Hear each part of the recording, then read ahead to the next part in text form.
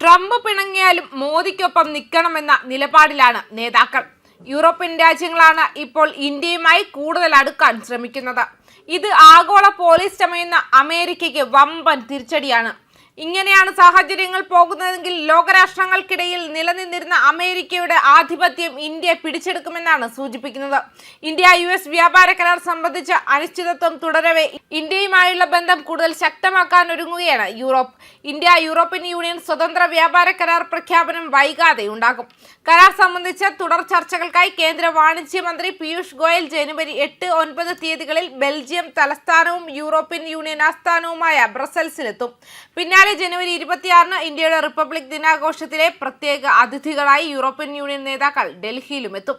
തുടർന്ന് ഏറെ വൈകാതെ കരാർ പ്രഖ്യാപനവും ഉണ്ടാകും. ട്രംപ് ഇന്ത്യക്കുമേൽ 25% പിഴച്ചുങ്കം ഉൾപ്പെടെ 50% ഇറക്കുമതി തീരുവ ചുമത്തിയ ഇന്ത്യയുടെ കയറ്റുമതി മേഖലയ്ക്ക് തിരിച്ചടിയായിരുന്നു.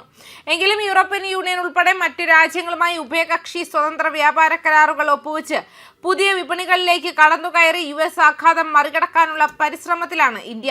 ഒമാനുമായി ഈയിടെ കരാർ ഒപ്പുവെച്ചിരുന്നു. ന്യൂസിലാൻഡുമായും ധാരണയിലെത്തി.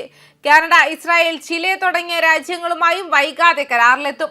ഇന്ത്യ-യൂറോപ്യൻ യൂണിയൻ സ്വതന്ത്ര വ്യാപാര കരാർ വൻ നേട്ടമുണ്ടാകുമെന്ന് EU അംഗം കൂടിയായ ഫിൻലാൻഡിന്റെ ഇന്ത്യയിലെ അംബാസഡർ കിമ്മോ ലെഡർവുട്ട അഭിപ്രായപ്പെട്ടു. ഇന്ത്യ-ഫിൻലാൻഡ് ചർച്ചകളുടെ ഫലമായി ഫിൻലാൻഡ് ഇന്ത്യയിൽ 4 ബില്യൺ യൂറോയുടെ നിക്ഷേപം നടത്തും. ഇന്ത്യ ഫിൻലാൻഡിൽ 10,000 കോടി രൂപയുടെ നിക്ഷേപവും ഒഴുക്കും.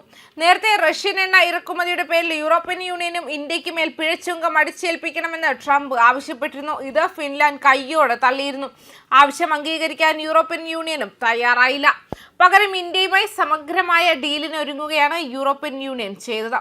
ഇന്ത്യക്ക് മേൽ തീരുവ കുറയ്ക്കാനും അതുവഴി മെച്ചപ്പെട്ട വ്യാപാര കരാർ യാഥാർത്ഥ്യമാക്കാനുമാണ് ശ്രമിക്കുന്നതെന്ന് ഫിൻലാൻഡ് വിദേശകാര്യമന്ത്രി എലീന വോൾട്ടനൻ അഭിപ്രായപ്പെട്ടിരുന്നു. ഇന്ത്യയുമായി യൂറോപ്യൻ യൂണിയന്റെ വ്യാപാര കരാർ എത്രയും വേഗം യാഥാർത്ഥ്യമാക്കുകയാണ് ലക്ഷ്യമെന്ന് European commission president Ursula von der ലെയനും പറഞ്ഞിരുന്നു. ഇതിന് ഫിൻലാൻഡും ഇന്ത്യക്കൊപ്പമാണെന്ന പ്രസ്താവനയുമായി എലീന രംഗത്തെത്തിയത്. ഇന്ത്യ സൂപ്പർ പവർ ആണെന്ന് ഫിൻലാൻഡ് പ്രസിഡന്റ് അലക്സാണ്ടർ സ്റ്റബ്ബും പറഞ്ഞിരുന്നു. ഇന്ത്യ കാലങ്ങളായി യൂറോപ്പിന്റെയും അമേരിക്കയുടെയും സുഹൃത്താണ്.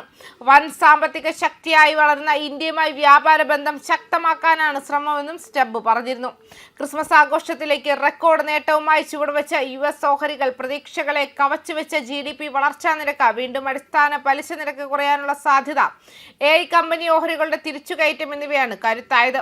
S&P 500 സൂചിക 0.32% ഉയർന്ന് 6,932 എന്ന സർവകാല ഉയരത്തിലെത്തി.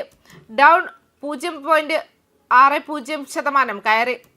നാസ്ഡാക്കിന്റെ നേട്ടം 0.22%.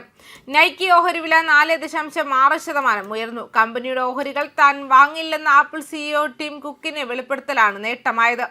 ജാപ്പനീസ് നിക്കൈ അടക്കമുള്ള ഏഷ്യൻ ഓഹരികൾ 0.29% വരെ ഉയർന്നു. യൂറോപ്യൻ വിപണികൾ സമ്മിശ്ര പ്രകടനവുമാണ് ക്രിസ്മസ് ദിനത്തിന് മുന്നോടിയായി സെഷനിൽ നടത്തിയത്.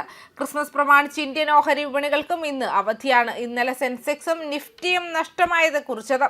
സെൻസെക്സ് 116 പോയിന്റും നിഫ്റ്റി 35 പോയിന്റും താഴ്ന്നു. വിദേശ നിക്ഷേപത്തിലെ കൊഴിഞ്ഞുപോക്കാണ് പ്രധാന പ്രതിസന്ധി.